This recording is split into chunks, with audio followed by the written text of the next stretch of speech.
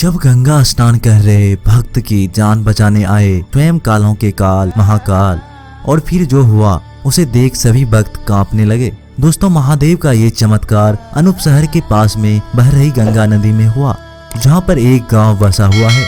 यहाँ रोज ग्रामवासी गंगा नदी में स्नान करने आते हैं, तो कुछ लोग गंगा नदी के ठंडे पानी का आनंद लेने।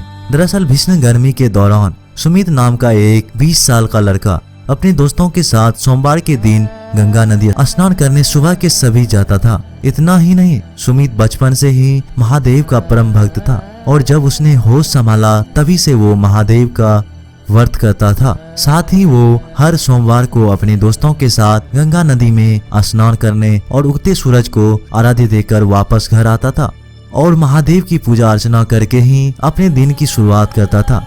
एक बार सुमित अपने दोस्तों के साथ गंगा नदी के किनारे सुबह करीब 4 बजे गया था। गर्मी का समय था, तो नदी का ठंडा पानी उसे अच्छा भी लगता था।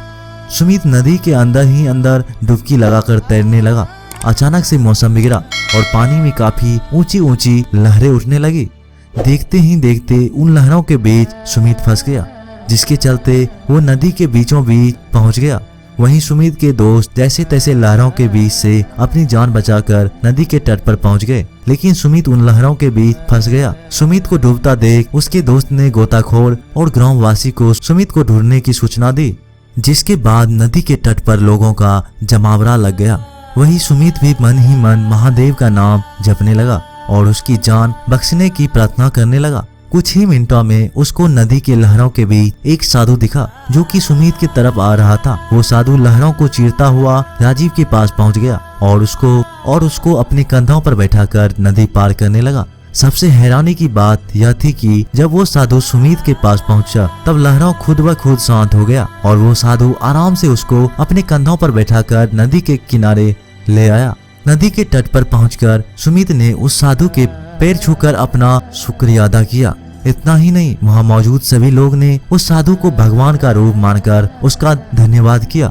लेकिन हैरानी की बात यह थी कि वो साधु किसी से कुछ भी कहे बिना मंद मंद मुस्कुराहट के साथ अपने राह की ओर चला गया। दोस्तों, इसके बाद सुमित ने अपने घर जाकर सबसे पहले शिवलिंग का जल अभिषेक किया और 101 बार ओम नमः शिवाय का मंत्र जाप किया।